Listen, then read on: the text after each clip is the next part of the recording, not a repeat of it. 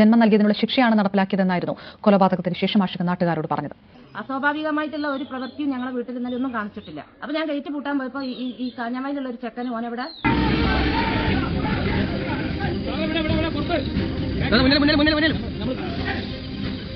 സ്വർണം തിരിമറി പരിപാടികൾ താമരശ്ശേരി കൊടുവള്ളി ഈ ഭാഗങ്ങളൊക്കെ നടക്കുന്നുണ്ട്. ഇതിന് കാരിയേഴ്സ് ആവാൻ, ഇത് പല സ്ഥലങ്ങളിലേക്ക് എത്തിക്കാൻ ലഹരിക്ക് അടിമയാക്കണം. താമരശ്ശേരിയിൽ സുബൈദ എന്ന് പറയുന്ന ഒരു അമ്മേനെ സ്വന്തം മകൻ വെട്ടിക്കൊന്ന ഒരു വാർത്ത നിങ്ങൾ ഇതിനോടകം തന്നെ അറിഞ്ഞിട്ടുണ്ടായിരിക്കും. ആൻഡ് ഈ ഒരു കേസിൽ ഇവൻ മാത്രമാണോ പ്രതി? ഞാനൊരു വീഡിയോക്കകത്ത് മാക്സിമം എന്റെ വാക്കുകൾ അതിരി കടക്കാതിരിക്കാനെ കൊണ്ട് ശ്രമിക്കാം. കാര്യം എന്ന് വെച്ചാൽ എന്റെ സ്വന്തം അമ്മേനെ നമുക്ക് സ്വപ്നത്തിൽ പോലും ചിന്തിക്കാൻ പറ്റാത്ത, ഇവൻ വെറുതെ പോലും ചിന്തിക്കാൻ പറ്റാത്ത ഒരു കാര്യമാണ് ഇവൻ ചെയ്തേക്കുന്നത്. ഇതെല്ലാം ചെയ്തതിന് ശേഷം ഇവനെ പോലീസുകാർ അറസ്റ്റ് ചെയ്തുകൊണ്ട് പോകുമ്പോഴത്തേക്കിന് ഇവൻ മീഡിയാസിന്റെ മുന്നിൽ നിന്നിട്ട് ഒരു ഉമ്മ കൊടുക്കുന്ന ഒരു സീനുണ്ട്. ഇതിവൻ കൊടുക്കുന്ന ടൈമിൽ ഇവന്റെ മൂക്കിടിച്ച് പൊളിക്കണം. നമുക്കത് പറ്റാത്തതും ഇവൻ ഇത് ചെയ്തതിന്റെ മെയിൻ റീസൺ എന്താണെന്ന് വെച്ചാൽ അവന് വളരെ കൃത്യമായിട്ട് അറിയാം നമ്മുടെ നാട്ടിലെ സിസ്റ്റം എങ്ങനെയാണെന്നുള്ളത്. അല്ലെങ്കിൽ ഇവിടെ ഇങ്ങനെ ഒരു കൃത്യം ചെയ്തു കഴിഞ്ഞാൽ എത്രത്തോളമായിരിക്കും ഇവിടുത്തെ ശിക്ഷാ രീതി എന്ന് അവന് വളരെ കൃത്യമായിട്ട് അറിയാം. അതുകൊണ്ട് നമ്മുടെ സിസ്റ്റം മുഴുവനായിട്ട് നാണിച്ച് മൂക്കി കൈ വെക്കേണ്ട ഒരു സിറ്റുവേഷനാണ് അവൻ കൊടുത്ത അവൻ ആ മീഡിയാസിന് മുന്നിൽ കാണിച്ചിരിക്കുന്ന ഒരു ഉമ്മ എന്ന് പറയുന്നത്.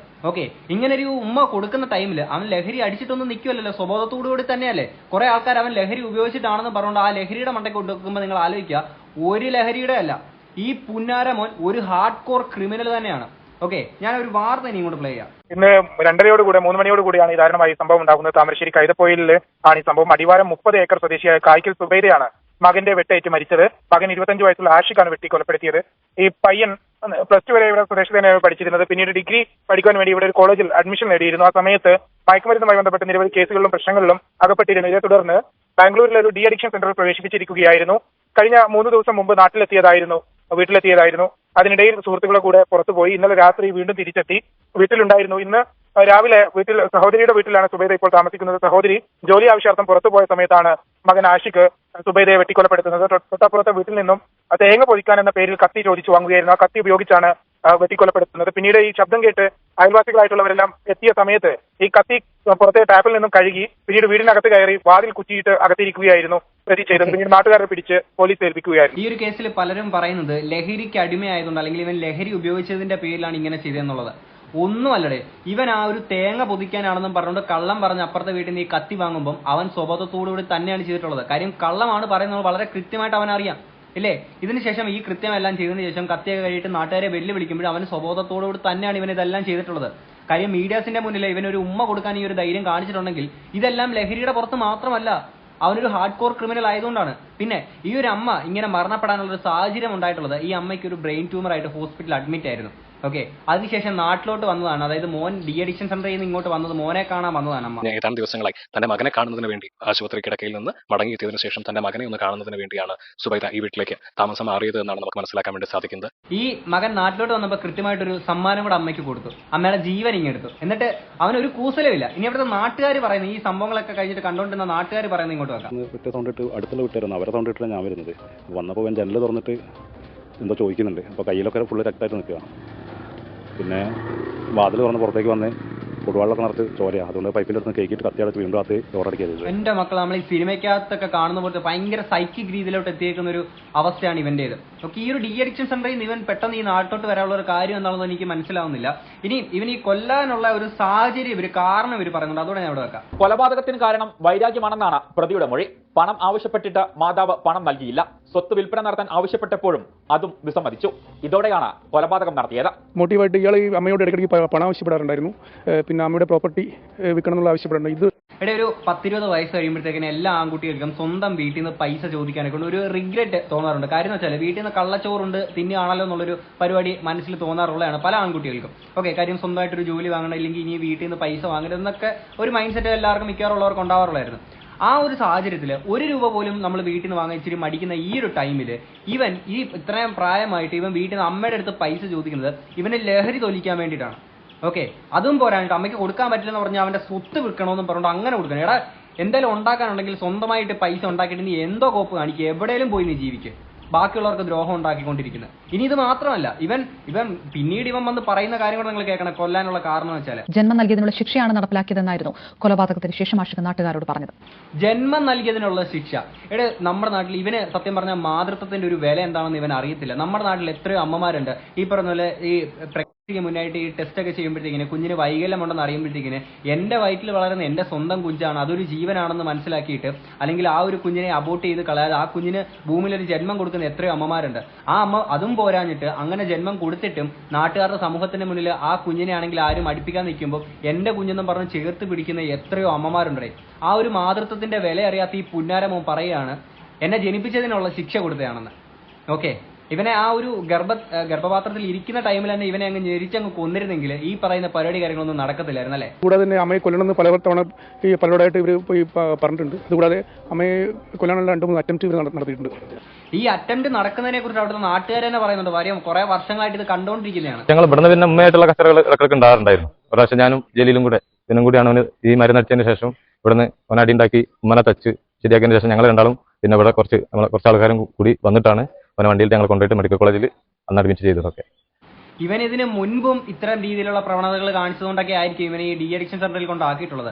ആൻഡ് ഞാൻ ആലോചിക്കുന്ന ആ ഒരു അമ്മയുടെ അവസ്ഥയാണ്. കാര്യം ആ അമ്മയുടെ ജീവിതത്തിലെ പകുതി സമ്പാദ്യം ഇവന്റെ ഈ ഒരു ഡി അഡിക്ഷൻ സെന്ററിൽ കൊടുക്കുക, അല്ലെങ്കിൽ ഇവനെ ലഹരിമുക്തമാക്കാൻ വേണ്ടി അമ്മയ്ക്ക് കൊടുത്തു എന്നുള്ള രീതിയിലാണ് അവിടുത്തെ ആ ഒരു നാട്ടുകാർ ഒരു ലേഡി പറയുന്നത്. അതുകൂടെ ഞാൻ ഇങ്ങോട്ട് വെക്കാം. ഈ പയ്യൻ ലഹരി ഉപയോഗിക്കുന്നതിന് ഡി അഡിക്ഷൻ വേണ്ടിയിട്ട് അതിന് ചികിത്സയ്ക്ക് വേണ്ടി നല്ലോണം ഇവർ പൈസ മുടക്കിയിട്ടുണ്ട്. രണ്ടുപേരും പണിയെടുക്കുന്ന കൂടുതൽ പൈസ അതിന് വേണ്ടി ഇവർ ചെലവഴിച്ചതാണ്. ആ അമ്മയ്ക്ക് ബ്രെയിൻ ട്യൂമർ ആണ്. ഓക്കെ, അത് മാത്രമല്ല ഇവനെ ആണെങ്കിൽ ഇവന്റെ അച്ഛൻ ഉപേക്ഷിച്ചിട്ട് പോയതാണെന്നോ, അതായത് അച്ഛൻ കൂടെ ഇല്ല. ആ ഒരു സാഹചര്യത്തിൽ ഒറ്റയ്ക്കാണ് ആ ഒരു അമ്മ ഇവനെ വളർത്തി ഇത്രയും വലുതാക്കിയിട്ട് ഇവന്റെ കാര്യങ്ങളെല്ലാം നോക്കിക്കൊണ്ടിരിക്കുന്നത്. ആൻഡ് ഇവന്റെ ആ അമ്മയുടെ ബ്രെയിൻ ട്യൂമറിന്റെ ചെലവിനേക്കാൾ കൂടുതൽ ഇവന്റെ ചെലവിനാണ്, അതായത് ഇവനെ ലഹരിമുക്തമാക്കാൻ വേണ്ടിയിട്ട് അമ്മയുടെ ആ ഒരു ഗതികേട് നിങ്ങളൊന്ന് ആലോചിച്ച് നോക്കുക. ഓക്കെ, ആൻഡ് ഇവന്റെ ഞാൻ തന്തയ്ക്ക് വിളിച്ച് ഞാൻ ഈ ഒരു വീഡിയോക്കകത്ത് പറയാത്ത കാര്യം എന്ന് വെച്ചാൽ ഇവന്റെ തന്തയ്ക്ക് വിളിച്ചു കഴിഞ്ഞാൽ ആ മരണപ്പെട്ടു പോയ ഒരു അമ്മയ്ക്ക് നാണക്കേടാണ്. ഇനി ഈ ആ മരിച്ചുപോയ അമ്മയുടെ പെങ്ങൾ സഹോദരി പറയുന്ന കുറച്ച് കാര്യങ്ങൾ ഇവിടെ ഞാൻ വെക്കാം. ഓന് +2 പഠിച്ച് പിന്നെ അവനെ ഡിഗ്രിക്ക് അവിടെ ഒരു ഓട്ടോമൊബൈലിന് അവിടെ ഞങ്ങൾ ചേർത്തിയ സമയത്ത് 1.5 ലക്ഷം രൂപ കൊടുത്ത് JDTയിൽ ആക്കിയ സമയത്ത് ഓന് ഇതേപോലെയുള്ള മയക്കുമരുന്നിന് അഡിക്റ്റായി. പിന്നെ ഞങ്ങളത് അറിഞ്ഞ നമ്മൾ ഓൻ അതിന് പിന്മാറ്റാൻ വേണ്ടിയിട്ട് ഒരുപാട് ട്രീറ്റ്മെന്റ് ഞങ്ങൾ ഓന് ചെയ്ത്. അത്ര തന്നെ. ഇത് തന്നെ ഈ നാട്ടുകാർ ഇത് തന്നെ പറയുന്നുണ്ട് ഇവന്റെ ഫ്രണ്ട്സിനെ പറ്റിയിട്ട്. ചെക്കന് ആദ്യമേ മയക്കുമരുന്നിന്റെ ഒരു അടിമാണ്. കുറെ കാലമായിട്ട് സ്കൂൾ പഠിക്കുന്ന കാലത്ത് നല്ല ചെക്കനായിരുന്നു. പക്ഷേ കഴിഞ്ഞ ശേഷം കൂട്ടുകെട്ടായിട്ട് വഷളായതാണ്. ഇവിടെയുള്ള ചെക്കന്മാരല്ല, കൂടുതലും പുറത്തുനിന്ന് വന്നിട്ട് ഉള്ള കൂട്ടുകെട്ടാണ് സംഗതി. ഈ കൂട്ടുകെട്ട് കാരണം വഷളാവുന്നതാണെന്ന് പറയുന്ന ആൾക്കാർ ഒരു കാര്യം മനസ്സിലാക്കുക, ഒരിക്കലും കൂട്ടുകെട്ട് കൊണ്ട് മാത്രമല്ല ഒരാൾ വഷളാവുന്നത്. ആൻഡ് ഓഫ് കോഴ്സ് കൂട്ടുകെട്ട് കൊണ്ട് വഷളാവുന്നവരുണ്ട് ഇല്ലാന്ന് ഞാൻ പറയുന്നില്ല. പക്ഷേ ഇപ്പോൾ ഒരു ഫ്രണ്ട് സർക്കിൾ എടുക്കുകയാണെന്നുണ്ടെങ്കിൽ അവിടെ ഒരു മദ്യപിക്കുന്ന ഒരു സഭയുണ്ടെന്ന് നിങ്ങൾ വിചാരിക്കുക. അവിടേക്ക് മദ്യപിക്കാത്ത ഒരുത്തം കടന്നു വരുന്നു. സ്വാഭാവികമായിട്ട് ഇവർ ഫ്രണ്ട്സ് ആയതുകൊണ്ട് തന്നെ മദ്യപിക്കുന്ന ഒരുത്തം ഇവരുടെ ചോദിക്കാതെ നീ ഒരു ഗ്ലാസ് അടിക്കുമെന്ന് പറഞ്ഞാൽ ഒരു പെഗ് വെച്ച് നീട്ടിയെന്നിരിക്കാം. അവൻ്റെ ഇത് വാങ്ങിച്ച് കുടിക്കണോ വേണ്ടോ എന്ന് തീരുമാനിക്കുന്ന ചോയ്സ് ആരുടെയാണ്? അത് നമ്മുടെയാണ്. നമുക്ക് വേണമെന്നുണ്ടെങ്കിൽ മാത്രമായിരിക്കും നമ്മൾ ഈ സാധനം ഇവൻ്റെ നിന്ന് വാങ്ങിച്ച് കുടിക്കുക അല്ലേ. അപ്പം നമുക്ക് അവിടെ എന്ത് ചെയ്യാം? നമുക്ക് അവിടെ ഒരു നോ പറയാം. ആ നോ പറഞ്ഞത് അക്സെപ്റ്റ് ചെയ്യാൻ പറ്റുന്ന ഒരുത്തനായിരിക്കും നമ്മുടെ നല്ലൊരു സുഹൃത്ത് എന്ന് പറയുന്നത്. അതല്ല അവൻ ആ ഒരു നോ അക്സെപ്റ്റ് ചെയ്യാൻ പറ്റാതെ നീ ഇത് കുടിച്ചേ പറ്റുള്ളൂ എന്ന് പറഞ്ഞ് നമ്മളെ കൊണ്ട് നിർബന്ധിച്ച് കുടിപ്പിക്കുകയാണെങ്കിൽ അവൻ ഒരിക്കലും നമ്മുടെ നല്ലൊരു സുഹൃത്തല്ല. ഓക്കെ, ഇനി ഇത് ഇവൻ നിർബന്ധിച്ച് കുടിപ്പിച്ചെന്ന് പറഞ്ഞാൽ നമ്മൾ തിരിച്ച് വീട്ടിലെ കാര്യങ്ങളൊക്കെ പോയി പിന്നെ നാളുകളിൽ വീണ്ടും ഇവന്റെ അടുത്തോട്ട് നമ്മൾ പോകുന്നുണ്ടെങ്കിൽ ഈ സാധനം വേണമെന്ന് തോന്നുന്നത് കൊണ്ടല്ലേ നമ്മൾ വീണ്ടും അവൻ്റെ അടുത്തേക്ക് പോകുന്നത്. നമുക്കത് വേണ്ട എന്നാണെങ്കിൽ വീണ്ടും നമ്മൾ ആ ഒരു സഭയിലേക്ക് പോകേണ്ട ഒരു ആവശ്യം വരുന്നില്ലല്ലോ. അപ്പം ഈ ഒരു കേസിൽ ഇവന്റെ ഫ്രണ്ട് സർക്കിൾ കാരണം ഉണ്ടായ പ്രശ്നമാണെന്ന് പറയാൻ പറ്റത്തില്ല. പക്ഷേ ഇവന്റെ ഫ്രണ്ട്സും കാരണമായിട്ടുണ്ട് എന്നുള്ളത് നമുക്ക് പറയാം. കാര്യം എന്ന് വെച്ചാൽ ഞാൻ ഇങ്ങോട്ട് ബാക്കി കുറച്ച് വിഷ്വൽസ് കൂടെ വെക്കാം. ഓനൊരു പ്രശ്നമില്ലാതെ എന്നാലും ഫുഡൊക്കെ കഴിച്ചല്ലേ, ഓനൊരു പ്രശ്നവും കാണിച്ചിട്ടില്ല. ഓന് അസ്വാഭാവികമായിട്ടുള്ള ഒരു പ്രവൃത്തിയും ഞങ്ങളെ വീട്ടിൽ ഇന്നലെ ഒന്നും കാണിച്ചിട്ടില്ല. ഓൻ 4 ദിവസം ഔട്ടിങ്ങിലായിട്ട് ഇന്നലെ വന്നതാണ്. ബാംഗ്ലൂരിലെ ഡി അഡിക്ഷൻ സെന്ററിൽ ഇവൻ നാട്ടിലോട്ട് വന്നതിന് ശേഷം അസ്വാഭാവികമായിട്ടുള്ള ഒരു കാര്യങ്ങൾ ഇവൻ ഇവിടെ വീട്ടിലെ കാര്യങ്ങളൊന്നും കാണിച്ചിട്ടില്ല. പക്ഷേ ഇവൻ ഇതിന്റെ ഇടയ്ക്കാണെങ്കിൽ ഫ്രണ്ട്സിന്റെ ഒപ്പം 4 ദിവസം ഔട്ടിങ്ങിന് പോയി. ഈ ഫ്രണ്ട്സിന്റെ ഒപ്പം ഔട്ടിങ്ങിന് പോയിട്ട് വന്നതിന് ശേഷമാണ് ഇവൻ ഈ കാര്യങ്ങൾ ചെയ്തിട്ടുള്ളത്. അപ്പോൾ വളരെ കൃത്യമായിട്ട് നമ്മൾ അന്വേഷിക്കേണ്ടതാണ്. അതായത് ഇവൻ ആരെ കാണാൻ പോയി, ആരുടെ ഒപ്പം എവിടൊക്കെ പോയി, അല്ലെങ്കിൽ കൂട്ടുകാർ എന്തൊക്കെ ഇവന്റെ അടുത്ത് പറഞ്ഞു എന്ന് വളരെ കൃത്യമായിട്ട് അന്വേഷിക്കേണ്ടതാണ്. ഞാൻ പറഞ്ഞ ആയിക്കോട്ടെ, ഞാൻ ആ ഗേറ്റ് പൂട്ടിയിട്ട് വരട്ടോ എന്ന് പറഞ്ഞു. അപ്പൊ ഞാൻ ഗേറ്റ് പൂട്ടാൻ പോയപ്പോ ഈ കാഞ്ഞാമയിലുള്ള ഒരു ചെക്കന് ഓനെവിടെ ലാൻഡ് ചെയ്യിച്ച് ഈ ഇവനെ കൊണ്ടുവിട്ടെന്ന് പറഞ്ഞ ആ പൊന്നുവനില്ലേ അവനെയും തൂക്കണം. അവനെ തൂക്കിയിട്ട് ബാക്കി ഇവൻ ആരെയൊക്കെ കാണാൻ പോയോ ഏതൊക്കെ സ്ഥലത്ത് പോയോ എല്ലായിടത്തും ഇവനെ തൂക്കേണ്ടതാണ്. കാര്യം ഇവന്മാരും എല്ലാം പറഞ്ഞു കൊടുത്തിട്ടുണ്ടായിരിക്കും, എടാ സാധനം എടുക്കാനെ കൊണ്ട് പൈസ വേണം, നീ നിന്റെ വീട്ടിൽ ചോദിക്കുക. അപ്പൊ ഇല്ലടാ അമ്മയുടെ കയ്യിൽ ഇല്ലാന്ന് പറയുമ്പോഴത്തേക്കും നീ അമ്മയെ കൊണ്ട് സ്വത്ത് വിപ്പിക്കുക, അത് ചെയ്യിക്കുക, ഇത് ചെയ്യിപ്പിക്കുന്ന അവന്മാർ തന്നെ പറഞ്ഞു കൊടുത്തിട്ടുണ്ടായിരിക്കും. പറയാൻ പറ്റില്ല. അങ്ങനെ പറഞ്ഞിട്ടുണ്ടെങ്കിൽ അവന്മാർ ഇതിനകത്ത് പ്രതി ചേർക്കേണ്ടുന്ന അവന്മാർ തന്നെയാണ്.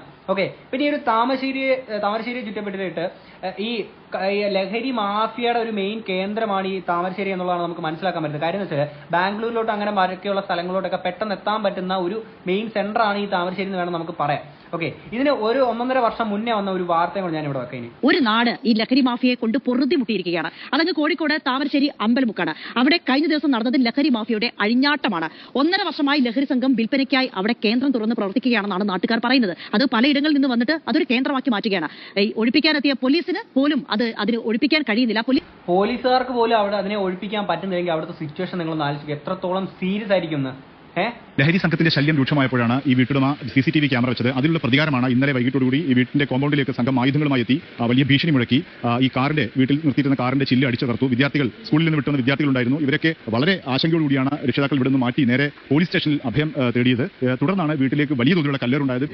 ഞാൻ ഈ ക്യാമറ വെച്ചതുപോലെ ഭാഗത്തേക്ക് തിരിച്ചു വെച്ചാണ് എന്തുകൊണ്ട് ഇനി അങ്ങോട്ട് ക്യാമറ വെച്ചില്ല, ബേക്കോട്ട് ക്യാമറ വെച്ചില്ല എന്ന് വെച്ചിട്ട് വാപ്പാനോട് ചോദിക്കുന്നത്. അപ്പോൾ ഞാൻ പറഞ്ഞു എന്റെ വീട്ടിൽ വന്നിട്ട് ഞാനിവിടെ ക്യാമറ കൊണ്ട് തീരുമാനിക്കുന്നില്ല, പുറത്തിറങ്ങുന്ന വന്നപ്പോൾ കാണുവാൻ ആക്രോശിച്ചോടെ വിട്ടാൻ വരുന്നത്. അപ്പോൾ ഞാൻ ഓടിങ്ങോട്ട് കയറിയതിന് ശേഷം ബാക്കിയുള്ള മക്കളെ കട്ടാസിക്കുകയും ബാക്കിയുള്ള ആൾക്കാർ വരികയും പിടിച്ച് മാറ്റി പരാതി കൊടുത്ത് 6 മണിക്ക് കഴിഞ്ഞ ഒരു വണ്ടി പോലീസ് ഇവിടെ വന്നിട്ട് അന്വേഷിക്കാൻ വന്നപ്പോൾ ഓൽക്കെതിരെ 4-5 പട്ടികളോ പോറ്റുന്ന പട്ടികളെയും 15 ആൾക്കാരും ഭീഷണിയായിട്ട് തുടങ്ങി ഒടിവാളതൊക്കെ ആയിട്ട്. അത് കണ്ട് പേടിച്ചിട്ട് പോലീസുകാർ തിരിച്ചു പോവാം. 2 വണ്ടി പോലീസുകാരും തിരിച്ചു പോയി 2ാം ദിവസം വീണ്ടും DYSPന്റെ ക്ലോക്കിൽ രാത്രി വന്നിട്ട് ആണ് ഒരു ഇത് ഇതാക്കുന്നത്. അതിന്റെ ഇടയിലാണ് ഈ ചില്ലറിഞ്ഞ് പൊട്ടിക്കലും വീടിന്റെ ചില്ലറിഞ്ഞ് പൊട്ടിക്കലും വണ്ടീൻ്റെ പൊട്ടിക്കലും. ഈ വീടിന്റെ ചുറ്റുവട്ടത്തും പരിസരത്തൊക്കെ ആയിട്ട് ഈ ലഹരി പരിപാടി കാര്യങ്ങളൊക്കെ നടക്കുന്ന പറഞ്ഞാൽ വീട്ടിൽ CCTV വെച്ചതാണ്. അത് അവന്മാർക്ക് പിടിക്കാന്നിട്ടാണ് വീട്ടിൽ കയറി ഇത്രയും വലിയൊരു ക്രൂര മർദ്ദനവും കാര്യങ്ങളോ അല്ലെങ്കിൽ ഇത്രയും രീതിയിലുള്ള സിറ്റുവേഷനൊക്കെ അവന്മാർ ഉണ്ടാക്കിയിട്ടുള്ളത്. അപ്പോൾ പോലീസുകാരുടെ അന്നത്തെ ദിവസത്തെ ആ ഒരു വിഷ്വലൂടെ ഞാൻ ഇവിടെ വെക്കാം.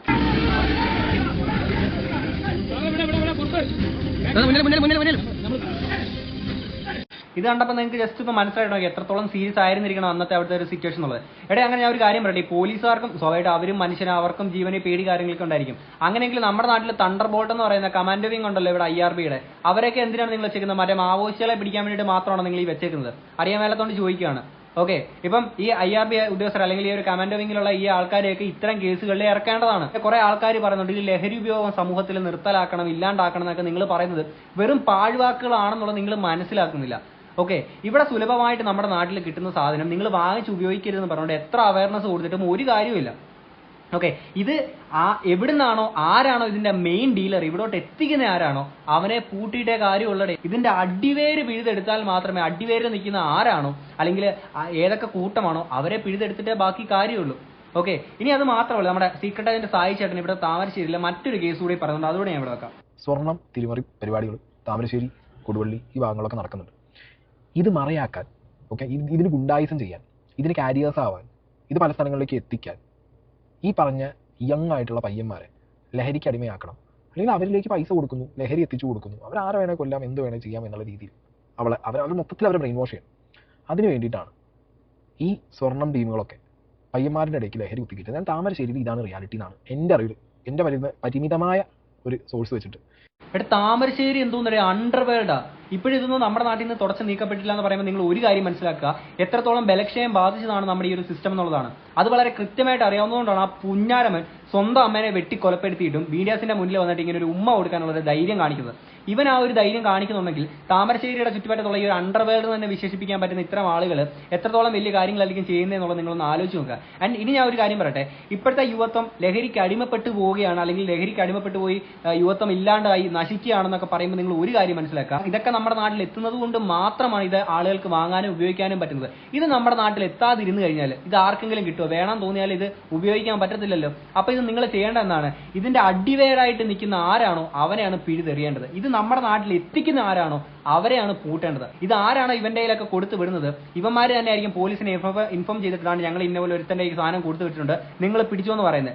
അങ്ങനെ അവനെ പിടിക്കുന്നതിന്റെ ഗ്യാപ്പിൽ ഇവർക്ക് രണ്ടാണ് ഗുണം. അതായത് പോലീസിന്റെ കയ്യിൽ നിന്ന് കമ്മീഷനും കിട്ടും, ഇവർ സൈഡിൽ കൂടെ അതിന്റെ ഗ്യാപ്പിൽ കൂടെ വേറെ ആൾക്കാർക്ക് റീസെല് ചെയ്യുകയും ചെയ്യും. ഇത് നാട്ടിലോട്ട് എത്തിക്കുന്ന മെയിൻ കണ്ണി ആരാണോ അവരെ പൂട്ടിയിട്ടേ കാര്യമുള്ളൂ. അല്ലാതെ നമ്മുടെ നാട്ടിൽ യുവത്വ ലഹരിക്ക് അടിമപ്പെട്ടു പോയി എന്ന് പറഞ്ഞാൽ അവിടെ ഇവിടെ കുറെ അവയർനെസ്സോ കാര്യങ്ങളൊന്നും കൊടുത്തിട്ട് ഒരു ഗുണം ഉണ്ടാവാൻ പോകുന്നില്ല.